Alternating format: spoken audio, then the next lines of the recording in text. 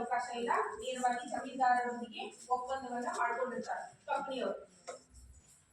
ಆರಂಭದಲ್ಲಿ ಇದನ್ನು 10 ವರ್ಷಗಳವರೆಗೆ ಜಾರಿಗೊಳಿಸಲಾಯಿತು. ನಂತರ ಇದನ್ನು ಶಾಶ್ವತಗೊಳಿಸಲಾಯಿತು. ಅದಕ್ಕಾಗಿನೇ ಶಾಶ್ವತ ಕಂದಾಯ ಪದ್ಧತಿ ಅಂತೇಳಿ ಹೆಸರು ಬಂತ್ರಿ. ಆರಂಭದೊಳಗ ಅಂದ್ರೆ 1793 ಇದನ್ನು ಜಾರಿಗೆ ತರ್ತಾರಿ.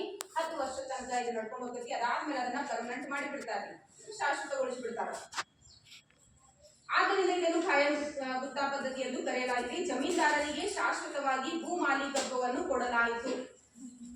ಇಲ್ಲಿ ಭೂ ಮಾಲೀಕತ್ವವನ್ನ ಜಮೀನ್ದಾರರಿಗೆ, ಈಗ 1 ಎಕರೆ ಜಮೀನ ಐತಿ ಅಂತ ತಿಳ್ಕೋರಿ, ಆ ಒಂದು ಸಂಪೂರ್ಣ ಅದರ ಹಕ್ಕನ್ನ ಅದರ ಸ್ವಾಮ್ಯತೆಯನ್ನ ಯಾರಿಗೆ ಕೊಡ್ತಾರೋ ಅಂತಂದ್ರ ಜಮೀನ್ದಾರರಿಗೆ. ಯಾರು ಕೊಡ್ತಾರ್ರಿ? ಕಂಪನಿಯವರು. ಈಸ್ಟ್ ಇಂಡಿಯಾ ಕಂಪನಿಯವರು ಜಮೀನ್ದಾರರಿಗೆ ಈ ಒಂದು ಭೂಮಿಯ ಮಾಲೀಕತ್ವವನ್ನ ಕೊಡ್ತಾರೆ. ಅದರೊಳಗೆ ಎಷ್ಟು ಬೆಳೆ ಬರ್ತದ ಅದ್ರೊಳಗೆ ನೀವು ಏನ್ ಮಾಡ್ಬೇಕು ಅಂತಂದ್ರೆ ನಮ್ಮ ಕಂದಾಯವನ್ನ ಸಲ್ಲಿಸಬೇಕು. ಇಷ್ಟು ಪ್ರಮಾಣದೊಳಗ ಎಷ್ಟು ಪ್ರಮಾಣ ಅಂತಂದ್ರೆ 89%, 79%. ಇದನ್ನ ಕಂಪನಿಯವರು 1 ಎಕರೆ ಭೂಮಿಯನ್ನ ಅಥವಾ ಇಂತಿಷ್ಟು ಭೂಮಿಯ ಒಂದು ಮಾಲೀಕತ್ವವನ್ನ ಜಮೀನ್ದಾರರಿಗೆ ಕೊಡ್ತಾರೆ. ಶಾಶ್ವತ ಕಂದಾಯ ಪದ್ಧತಿಯ ಒಪ್ಪಂದದ ಮೇರೆಗೆ ಕಂಪನಿಯವರು ಜಮೀನ್ದಾರರಿಗೆ ಒಪ್ಪಂದ ಮಾಡ್ಕೊತಾರು. ಭೂಮಿ ಮಾಲೀಕತ್ವವನ್ನ ಅವ್ರಿಗೆ ಕೊಡ್ತಾರು. ಅದರಲ್ಲಿ ಬಂದಿರತಕ್ಕಂತಹ ಒಂದು ಉತ್ಪನ್ನವನ್ನ ಅಂದ್ರೆ ಅದರ ಒಂದು ಆದಾಯವನ್ನ 89% ಕಂಪನಿಗೆ ಕಟ್ಟಬೇಕು ನೀವು. ಇನ್ನು 11% ಒಳಗೆ ಸಾಗುವಳಿ ಯಾರು ಮಾಡಿರ್ತಾರೆ? ರೈತರು ಮಾಡಿರ್ತಾರೆ. ಜಮೀನ್ದಾರರು ಮಾಲಕರಿ, ಅವ್ರು ಕೆಲಸ ಮಾಡುವುದಿಲ್ಲ. ಅರ್ಥಾತ್ರಿ? ಅವ್ರು ಕೆಲಸ ಮಾಡಂಗಿಲ್ಲ. ಅವ್ರಿಗೆ ಭೂಮಿಯ ಮಾಲೀಕತ್ವವನ್ನ ಮಾತ್ರ ಕೊಟ್ಟಿರ್ತಾರ್ರಿ. ಅರ್ಥಾತ್ರಿ? ಅದ್ರೊಳಗ ಕಂದಾಯವನ್ನ ಅವ್ರಿಗೆ ಸಲ್ಲಿಸಬೇಕಾಗಿರ್ತೈತಿ ಬ್ರಿಟಿಷರಿಗೆ, ಅಂದ್ರೆ ಕಂಪನಿಯವರಿಗೆ. 11% ಮಾತ್ರ ಇವರಿಗೆ ಉಳಿತ್ರಿ. ಅದನ್ನ ಅವರೇ ಕೊಡಕ್ ಹೋಗ್ತಾರ್ರಿ. 89% ಕಂಪನಿ ಕಟ್ಟಬೇಕು, 11 ಮಾತ್ರ ಉಳಿದಿರ್ತದ್ರಿ. ಇದರಿಂದ ನಷ್ಟ ಯಾರಿಗೆ ಆಗತ್ತೆ ಅಂದ್ರೆ ರೈತರಿಗೆ ನಷ್ಟ ಆಗತ್ರಿ. ಇವ್ರು ಶ್ರೀಮಂತ ಆಗ್ತಾ ಹೋಗ್ತಾರೆ. ಉಳಿದ್ ನಮ್ಗ 11 ಐತಿ ನಿಮ್ಗೆ ಕೊಡೋನು ಅಂತ ಈ ತರ ಆರ್ಥಿಕ ಶೋಷಣೆಯನ್ನ ರೈತರು ಅನುಭವಿಸ್ಬೇಕಾಗತ್ತೆ.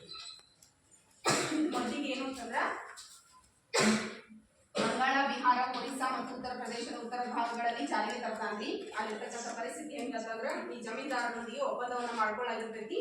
ಅವ್ರು ಏನ್ ಮಾಡ್ತಾರು ಅಂತಂದ್ರ ರೈತರ ಕಡೆಯಿಂದ ಸಾಗುವಳಿಯನ್ನ ಮಾಡಿಸ್ಕೊಂಡಿರ್ತಾರು. ಅದ್ರೊಳಗ 89% ಕಂಪನಿ ಕಟ್ಟುತ್ತಾರು. ಇನ್ನು ಉಳಿದದ್ದು ಏನು ಅಂತಂದ್ರ 11% ತಾವೇ ಇಟ್ಟುಕೊಳ್ಳಬೇಕಾಗಿತ್ತು. ಈ ಸರ್ಕಾರಕ್ಕೆ ನಿಯಮಿತವಾದ ಆದಾಯವನ್ನ ತಂದು ಕೊಡ್ತೈತಿ. ಆದ್ರೆ ರೈತರ ಕಷ್ಟ ಮಾತ್ರ ಹೇಳದೇ ಇರುವುದು ಅಂತೇಳಿ ನಾವು ಹೇಳ್ಬೋದು. ಅವರಿಗೆ ಬಹಳಷ್ಟು ಸಂಕಷ್ಟಕ್ಕೆ ಈಡು ಮಾಡ್ತೈತಿ ಈ ಒಂದು ಶಾಶ್ವತ ಕಂದಾಯ ಪದ್ಧತಿ. ಇಲ್ಲಿ ಸಂಪೂರ್ಣವಾಗಿ ಕಂದಾಯವನ್ನ ಸಂಗ್ರಹಣೆ ಮಾಡ್ತಕ್ಕಂಥವ್ರು ಜಮೀನ್ದಾರರೇ ಆಗಿರ್ತಾರೆ. ನೇರವಾಗಿ ಜಮೀನ್ದಾರರೊಂದಿಗೆ ಒಪ್ಪಂದ ಆಗಿರುವುದರಿಂದ ಅವ್ರ ಜಮೀನ್ದಾರ ಏನ್ ಮಾಡ್ಬೇಕು ಅಂದ್ರೆ ಕಂಪನಿಗೆ ಹೋಗಿ ಇಷ್ಟು ಹಣವನ್ನ ಇಷ್ಟು ಕಂದಾಯವನ್ನ ಸಲ್ಲಿಸಬೇಕಾಗಿರ್ತೈತ್ರಿ. ಆದ್ರೆ ಇದ್ರ ಒಳಗೆ ಏನಾಗುತ್ತೆ ಅಂತಂದ್ರ ಕೃಷಿಕರಿಗೆ ಬಹಳಷ್ಟು ಹಾನಿ ಉಂಟಾಗ್ತೈತಿ ಈ ಒಂದು ಪದ್ಧತಿಯಿಂದ. ಇಲ್ಲೂ ಕೂಡ ಏನಾಗ್ತಿ ಆರ್ಥಿಕ ಶೋಷಣೆ. ಭಾರತದಲ್ಲಿ ಬ್ರಿಟಿಷರು ಜಾರಿಗೆ ತಂದಿರತಕ್ಕಂತಹ ಶಾಶ್ವತ ಕಂದಾಯ ಪದ್ಧತಿಯಿಂದಾಗಿ ರೈತರು ಬಹಳಷ್ಟು ಸಂಕಷ್ಟಕ್ಕೀಡಾಗ್ತಾರು. ಇದು ಕೂಡ ಆರ್ಥಿಕ ನಷ್ಟವನ್ನ ಅನುಭವಿಸಬೇಕಾಗ್ತದೆ ಭಾರತೀಯ. ಇನ್ನು ನೆಕ್ಸ್ಟ್ ಬರುವಂತದ್ರಿ ರೈತವಾರಿ ಪದ್ಧತಿ. ಹೆಕ್ಟರ್ ಮನ್ರೋ ಅನ್ನುವಂತಹ ವ್ಯಕ್ತಿ ಇದನ್ನ ಜಾರಿಗೆ ತಗೊಂಡ್ಬರ್ತಾನ್ರಿ. ಅದನ್ನ ನೋಟ್ ಮಾಡ್ಕೊಳ್ಳಿ ಅಲ್ಲೇ ಎಲ್ಲರ ಮೂಲ್ಯಾಗ. ಈ ಪದ್ಧತಿಯನ್ನು ಯಾವ ಪ್ರಾಂತ್ಯಗಳಲ್ಲಿ ಜಾರಿಗೆ ತಂದ ಅಂತಂದ್ರಿ ಬಾಂಬೆ ಮತ್ತು ಮದ್ರಾಸ್. ಇವೆರಡು ಏನಾಗಿರ್ತಾವ್ರಿ ಬ್ರಿಟಿಷರ ವಸಾಹತು ಕೇಂದ್ರಗಳು, ಬಾಂಬೆ ಮತ್ತು ಮದ್ರಾಸ್. ರೈತವಾರಿ ಪದ್ಧತಿಯನ್ನು ಜಾರಿಗೆ ತಂದವರು ಹೆಕ್ಟರ್ ಮನ್ರೋ. ಇನ್ನ ಇವರು ಯಾವ ಒಂದು ಪ್ರಾಂತ್ಯಗಳಲ್ಲಿ ಅಥವಾ ಯಾವ ಪ್ರದೇಶಗಳಲ್ಲಿ ಇದರ ಜಾರಿಗೆ ತಂದಾಗಿದ್ರ ಬಾಂಬೆ ಮತ್ತು ಮದ್ರಾಸ್. ಈ ಪದ್ಧತಿ ಅಡಿಯಲ್ಲಿ ಈಸ್ಟ್ ಇಂಡಿಯಾ ಕಂಪನಿಯು ರೈತರು ಮತ್ತು ಕೃಷಿಕರೊಂದಿಗೆ ಇಲ್ಲಿ ಯಾರ ಜೋಡಿ ಒಪ್ಪಂದ ಮಾಡ್ಕೊಂಡಿದ್ರಿ? ಜಮೀನ್ದಾರರೊಂದಿಗೆ. ಇಲ್ಲಿ ಯಾರ ಜೋಡಿ ಒಪ್ಪಂದ ಮಾಡ್ಕೊತಾರ? ನೇರವಾಗಿ ರೈತರು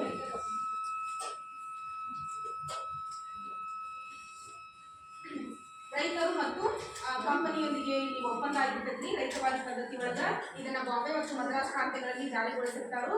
ಇಲ್ಲಿ ಏನು ಅಂತಂದ್ರ ನಿಗದಿತ 50% ಬಂದಿರತಕ್ಕಂತಹ ಆದಾಯದೊಳಗ 5 ಎಕರೆ ಹೊಲ ಇರಲಿ, 1 ಎಕರೆ ಹೊಲ ಇರಲಿ, 1 ಗುಂಟೆ ಇರಲಿ, ನಿನಗೇನು ಆದಾಯ ಬಂದಿರ್ತೈತ ಅದ್ರೊಳಗೆ 50% ನೀನು ಕಂಪನಿಗೆ ಕಟ್ಟಬೇಕು. ಇದು ಒಪ್ಪಂದ.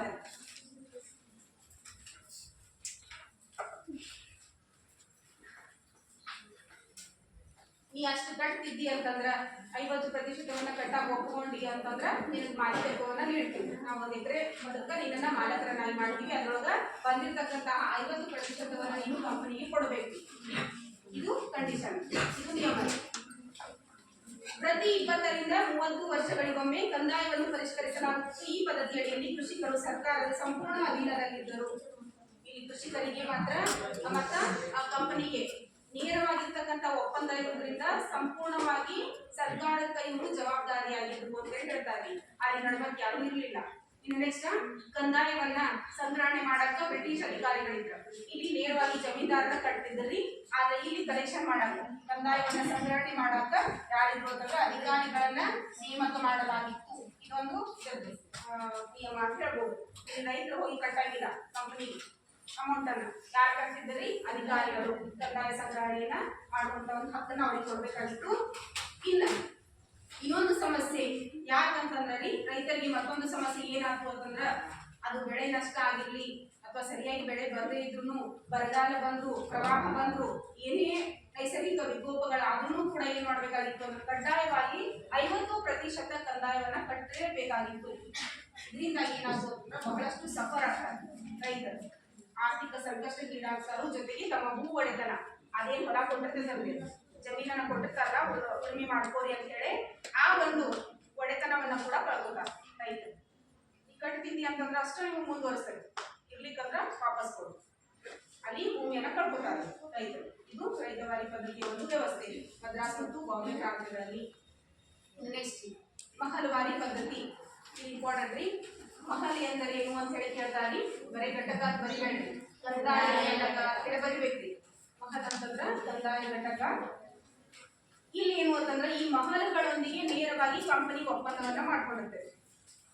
ನೆನಪಿಟ್ಕೊಳ್ಳಿ, ಮಹಲ್ಗಳೊಂದಿಗೆ ಒಪ್ಪಂದ. ಇಲ್ಲಿ ರೈತರೊಂದಿಗೆ ಒಪ್ಪಂದ, ಇಲ್ಲಿ ಜಮೀನ್ದಾರರೊಂದಿಗೆ ಒಪ್ಪಂದ, ಅಲ್ಲಿ ಮಹಲ್ಗಳೊಂದಿಗೆ ಒಪ್ಪಂದ, ಕಂದಾಯ ಘಟಕಗಳು. ಈ ಪದ್ಧತಿಯನ್ನು ಭಾರತದ ವಾಯು ಭಾಗದಲ್ಲಿ ಗಂಗಾಕೊಳ್ಳ, ಮಧ್ಯ ಭಾರತದಲ್ಲಿ ಜಾರಿಗೊಳಿಸಲಾಯಿತು. ಮಧ್ಯ ಭಾರತದ ಕೆಲವೊಂದಿಷ್ಟು ಪ್ರಾಂತ್ಯಗಳಲ್ಲಿ ಗಂಗಾ ನದಿ ತೀರ ಪ್ರದೇಶಗಳಲ್ಲಿ ಈ ಒಂದು ಮಹಲ್ವಾರಿ ಪದ್ಧತಿಯನ್ನು ಜಾರಿಗೊಳಿಸ್ತಾರೆ. ನೋಡ್ರಿ, ಈಸ್ಟ್ ಇಂಡಿಯಾ ಕಂಪನಿಯು ಮಹಲ್ನೊಂದಿಗೆ ಒಪ್ಪಂದವನ್ನು ಮಾಡಿಕೊಳ್ಳಲಾಗುತ್ತಿತ್ತು. ಮಹಲ್ ಒಂದು ಕಂದಾಯ ಘಟಕವಾಗಿದ್ದು ಅದು ಇಂಪಾರ್ಟೆಂಟ್. ಒಂದು ಮಾರ್ಕ್ಸ್ ಕೇಳ್ತಾರೋ ಅಥವಾ ಮಲ್ಟಿಪಲ್ ಚಾಯ್ಸ್ ಒಳಗೂ ಕೇಳಬಹುದು, ಇರ್ಲಿಕ್ಕಂದ್ರೆ ಬಿಟ್ಟ ಸ್ಥಳದೊಳಗೂ ಕೇಳಬಹುದು. ಇವತ್ತು ಒಂದು ಮಾರ್ಕ್ಸ್ ಪ್ರಶ್ನೆಗಳು ಕೇಳ್ತಾರೆ. ಮಹಲ್ ಒಂದು ಕಂದಾಯ ಘಟಕವಾಗಿದ್ದು ಒಂದು ಅಥವಾ ಒಂದಕ್ಕಿಂತ ಹೆಚ್ಚು ಹಳ್ಳಿಗಳನ್ನು ಒಳಗೊಂಡಿರುತ್ತಿತ್ತು. ಒಂದು ಕಂದಾಯ ಘಟಕ,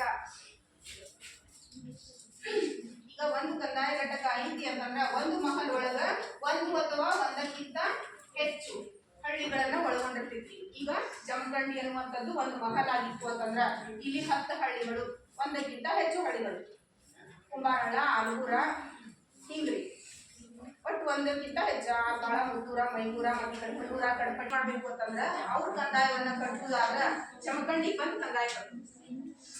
ಇದು ಒಂದು ಮಹಲ್ ಹಿಂಗಿತ್ತು. ಅಂದ್ರ ಒಂದು ಮಹಲ್ ಅನ್ನುವಂಥದ್ದು ಒಂದಕ್ಕಿಂತ ಹೆಚ್ಚು ಹಳ್ಳಿಗಳನ್ನ ಒಳಗೊಂಡಿರುತ್ತಿತ್ತು ಅಂದಾಗ್ರಿ. ಈ ಎಲ್ಲಾ ಹಳ್ಳಿಗಳ ಒಂದು ಕಲೆಕ್ಷನ್, ಹಣದ ಸಂಗ್ರಹಣೆ, ಕಂದಾಯ ಸಂಗ್ರಹಣೆ ಎಲ್ಲಿ ಬಂದು ಸೇರ್ಬೇಕು ಅಂದ್ರ ಒಂದು ಮಹಲ್ ಒಳಗೆ. ಅದಕ್ಕಾಗಿ ನಾವು ಏನ್ ಮಾಡ್ತಾರ್ರಿ, ಒಂದು ಮಹಲ್ನೊಂದಿಗೆ ಒಪ್ಪಂದವನ್ನ ಮಾಡ್ತೀವಿ. ಮಹಲ್ನೊಂದಿಗೆ ಒಪ್ಪಂದ ಮಾಡ್ತೀವಿ. ನೆನಪಿಟ್ಕೋರೆ, ಕಂದಾಯ ಘಟಕ ಮಹಲ್ ಅಂದ್ರೆ ಕಂದಾಯ ಘಟಕ ರೀ. ಈ ಒಂದು ಕಂದಾಯ ಘಟಕ ಒಂದು ಅಥವಾ ಒಂದಕ್ಕಿಂತ ಹೆಚ್ಚು ಹಳ್ಳಿಗಳನ್ನ ಒಳಗೊಂಡಿರ್ತಿತ್ತು. ಅದರ ಎಲ್ಲಾ ಕಂದಾಯ ಸಂಗ್ರಹಣೆಯನ್ನ ಅಲ್ಲಿಗೆ ಬಂದು ಸಲ್ಲಿಸಬೇಕಾಗಿತ್ತು.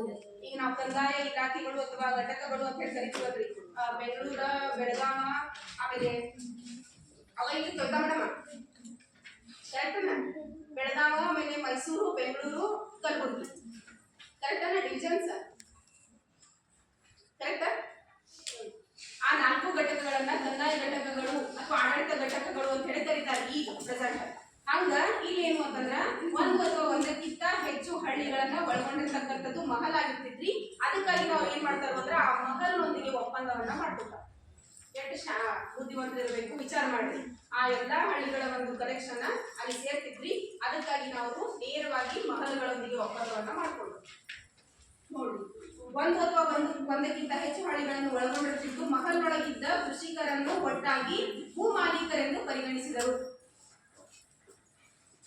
ಈ ಕಂದಾಯ ಘಟಕ ಅನ್ನುವಂಥದ್ದು ಇದರ ಅಧೀನದೊಳಗೆ ಬರ್ತಕ್ಕಂತಹ ಎಲ್ಲಾ ಹಳ್ಳಿಗಳ ಕೃಷಿಕರು ಅಥವಾ ರೈತರನ್ನು, ಆ ರೈತರೆಲ್ಲರೂ ಏನು ಅಂತಂದ್ರೆ ಜವಾಬ್ದಾರರು, ನೀವು ಭೂ ಮಾಲೀಕರು. ಹಾಗಾಗಿ ಆ ಒಂದು ಮಹಲ್ ಅಧೀನದಲ್ಲಿ ಬರ್ತಕ್ಕಂತಹ ಎಲ್ಲಾ ರೈತರು ಕೂಡ ಭೂ ಮಾಲೀಕರಂತೆ ಪರಿಗಣಿಸಿದ್ರು. ನೀವು ಏನ್ ಮಾಡ್ತೀರಿ ಮಾಡಿ ಒಟ್ಟು ನಮ್ಗೆ ಇಂತಿಷ್ಟು ಕಂದಾಯವನ್ನ ಸಲ್ಲಿಸ್ಬೇಕು. ನಿಮ್ಮ ಮಹಲಿಂದ ಇಷ್ಟು ಅಮೌಂಟ್ ಬರ್ಬೇಕು. ನೀವು ಅವ್ನಿಗೆ ಹೆಚ್ಚು ಕೊಡ್ತೀರೋ ಇವ್ನಿಗೆ ಕಡಿಮೆ ಕೊಡ್ತೀರೋ ಅದು ನಿಮ್ಗೆ ಬಿಟ್ಟದ್ರಿ. ಆದ್ರೆ ಇಲ್ಲೇನು ಅಂತಂದ್ರೆ ಆ ಮಹಲಿಂದ ಬರ್ತಕ್ಕಂತಹ ಕಂದಾಯ ಎಷ್ಟು ಪ್ರತಿಶತ ಇರಬೇಕು ಅಂದ್ರೆ 50ರಿಂದ 60%. ಮಹಲಿಂದ 50ರಿಂದ 60% ಕಂದಾಯವನ್ನ ಸಲ್ಲಿಸಬೇಕು. ಇದು ಒಪ್ಪಂದ ರೀ. ನೀವು ಸಂಪೂರ್ಣವಾಗಿ ಮಹಲ್ನವ್ರು ಏನ್ ಮಾಡ್ಬೇಕು ಅಂತಂದ್ರೆ ಈ ಕಂದಾಯ ಘಟಕದವ್ರು ಏನ್ ಮಾಡ್ಬೇಕು ಅಂದ್ರೆ ಯಾವ ರೈತರಿಗೆ ಯಾರಿಗೆ ಎಷ್ಟು ಕೊಡ್ತೀರಿ ಭೂಮಿಯನ್ನ ನಿಮಗೆ ಬಿಟ್ಟದ. ಆದ್ರೆ ನಮಗೇನು ಅಂತಂದ್ರೆ ನಿಗದಿಪಡಿಸಿರ್ತಕ್ಕಂತಹ ಕಂದಾಯ 50ರಿಂದ 60% ನಮಗೆ ಸೇರ್ಬೇಕು. ಇದು ಏನು ಅಂತಂದ್ರೆ ಕಂಡೀಷನ್. ಮಹಲ್ವಾರಿ ಪದ್ಧತಿ ಅನ್ನೋದು ವ್ಯವಸ್ಥೆ.